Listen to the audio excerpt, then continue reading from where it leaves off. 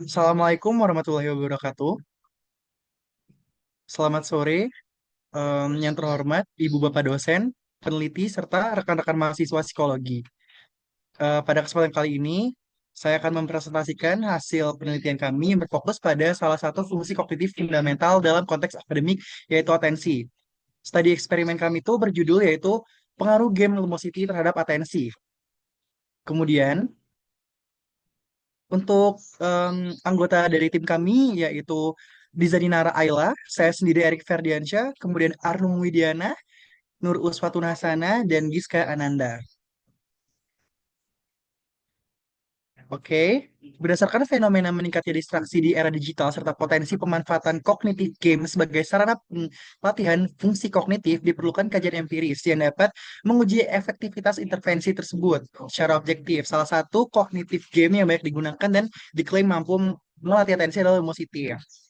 Atensi merupakan fungsi kognitif yang berperan penting dalam menunjang proses belajar dan produktivitas mahasiswa.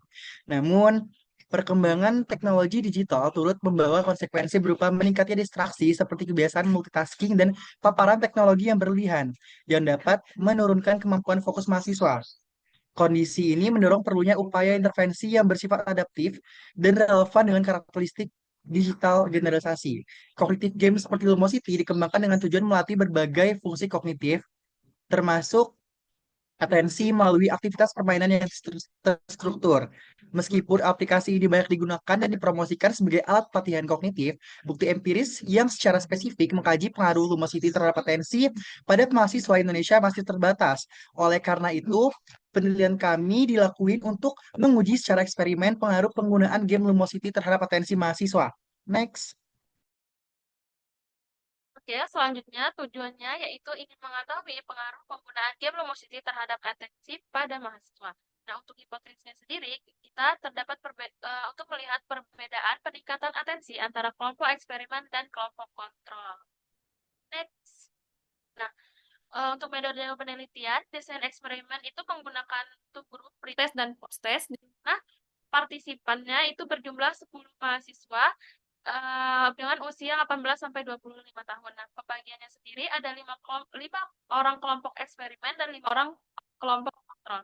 Nah, instrumen pengukuran atensi ini menggunakan skala Attentional Control Scale atau AST yang terdiri dari 20 item, di mana terdapat 9 item positif atau normal dan 11 item berarah negatif atau reverse, dengan menggunakan skala skala Likert yang terdiri dari 1 tidak pernah sampai 4 selalu. Nah, kelompok eksperimen diberikan perlakuan merupakan game Lumosity, sedangkan kelompok kontrol tidak diberikan perlakuan apapun. Selanjutnya, metode analisis data yang digunakan pada penelitian eksperimen kami yaitu menggunakan analisis deskriptif untuk melihat rata-rata skor atensi dari pretest dan juga posttest partisipan.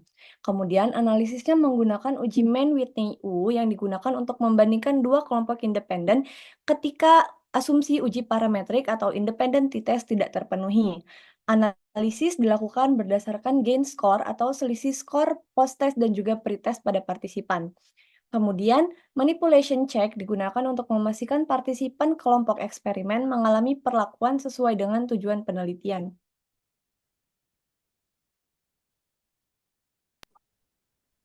Pada Selanjutnya, hasil analisis statistik. Jadi berdasarkan uji analisis kuantitatif melalui independent sample t-test dengan uji Mann-Whitney yang menunjukkan hasil P sama dengan 0,527 atau artinya P itu lebih dari 0,05. Hasil ini menunjukkan bahwa tidak terdapat perbedaan yang signifikan secara statistik antara baik dari kelompok kontrol dan juga kelompok eksperimen, sehingga bisa dikatakan bahwa ini tidak cukup kuat secara statistik. Mean difference juga menunjukkan nilai 1,00 yang berarti bahwa rata-rata gain score kelompok eksperimen hanya 1 poin lebih tinggi dibandingkan dengan kelompok kontrol. Hasil analisis ini juga menunjukkan nilai minus 0,280 yang berarti bahwa tidak bermakna secara substantif karena efeknya yang sangat kecil. Selanjutnya, Rata-rata skor atensi kelompok eksperimen mengalami peningkatan, sedangkan kelompok kontrol justru mengalami penurunan. Kedua, hasil uji statistik menunjukkan P sama dengan 0,527 atau P lebih besar daripada 0,05. Selanjutnya, tidak terdapat perbedaan peningkatan atensi yang signifikan antara kelompok eksperimen dan juga kelompok kontrol. Lalu manipulation check menunjukkan nilai rata-rata 3,92 dengan skala 1 sampai 5 yang menandakan bahwa partisipan merasa fokus, tertantang, dan mengikuti instruksi selama bermain game Lumosity. Dan yang terakhir, efek size tergolong kecil dengan nilai minus 0,280.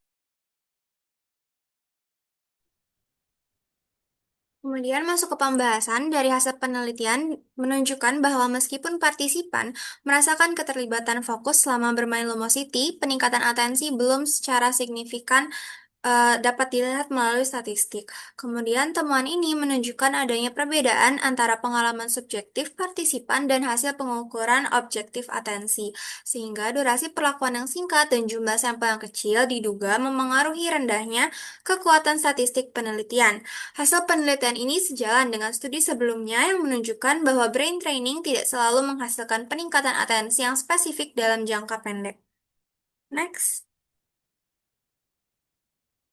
Jadi, saran yang dapat kita ambil dari penelitian ini adalah peneliti selanjutnya disarankan menggunakan jumlah partisipan yang lebih besar agar memiliki kekuatan statistik yang lebih tinggi.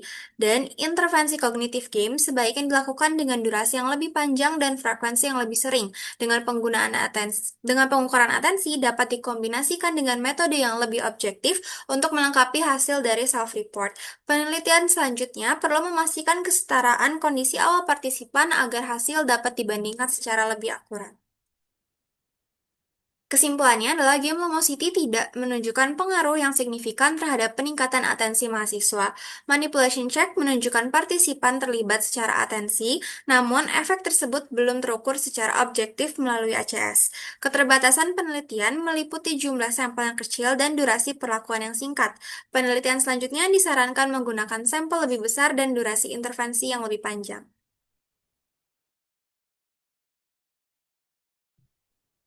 Baik, sebagai penutup, penelitian kami diharapkan dapat memberikan kontribusi empiris terhadap kajian psikologi kognitif, khususnya terkait atensi pada mahasiswa di era digital. Melalui pengujian eksperimental terhadap penggunaan kognitif game Lumosity, penelitian kami diharapkan mampu memperkaya bukti ilmiah mengenai efektivitas intervensi berbasis teknologi dalam melatih fungsi kognitif. Selain itu, temuan penelitian kami juga diharapkan dapat menjadi bahan pertimbangan bagi institusi pendidikan maupun praktisi psikologi dalam mengembangkan strategi peningkatan atensi mahasiswa yang adaptif terhadap perkembangan zaman.